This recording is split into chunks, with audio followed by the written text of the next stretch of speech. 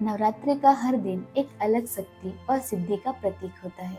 सभी देवियों को प्रसन्न करने और जीवन में सुख समृद्धि जैसे तमाम सिद्धियां हासिल करने के लिए लोग व्रत रखते हैं। व्रत परंपरा सदियों से चली आ रही है। यह उतनी ही पुरानी है जितना पुराना इस धरती पर मनुष्य का इतिहास है।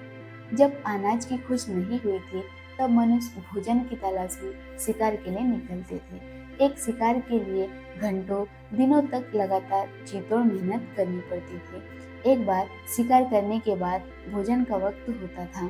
फिर जब भोजन खत्म हो जाता तो उपवास का वक्त शुरू हो जाता था, क्योंकि मनुष्य को पता नहीं था कि अगला भोजन या अगला शिकार कब मिलेगा। उपवास का समय 1 दिन से लेकर 10 दिन तक का भी हो सकता था। इसके अलावा जब कोई प्राकृतिक आपदा आती, तो उन दिनों में शिकार करना और भी मुश्किल काम हो जाता था। माना जाता था कि प्रकृति नाराज है और इसके प्रकोप के कारण ही उन्हें भोजन नहीं मिल पा रहा है। इसलिए वे प्रकृति को प्रसन्न करने के लिए भोजन त्याग कर व्रत रखते थे। जब सभ्यता परवान चढ़ी, अलग अलग धर्म वजूद में आए, तो इस व्रत परंपरा ने धार्मिक स्वरूप ले लिया। हालांकि मानव इतिहास में उपवास धार्मिक अनुष्ठान से कहीं ज्यादा आत्म अनुशासन, आत्म संयम और आत्म अवलोकन का प्रतीक रहा है।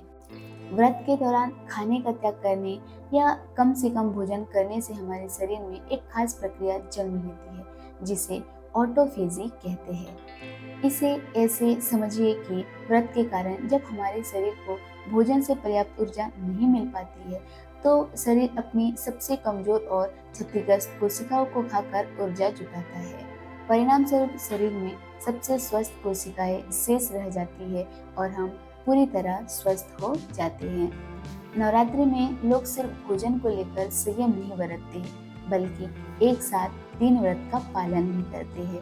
इस दौरान मन, वचन और कर्म तीनों की पवित्रता का ध्यान रखा जाता है। इससे शारीरिक और मानसिक दोनों तरह की सेहत अच्छी बनी रहती है। व्रत में शारीरिक हिंसा का त्याग करना होता है। ध्यान रखना होता है कि कोई ऐसा कर्म न करे जिससे किसी को नुकसान पहुंचे।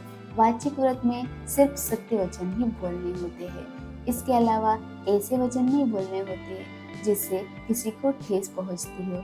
मानसिक व्रत में काम, क्रोध, लोभ जैसे विचारों का त्याग करना होता है।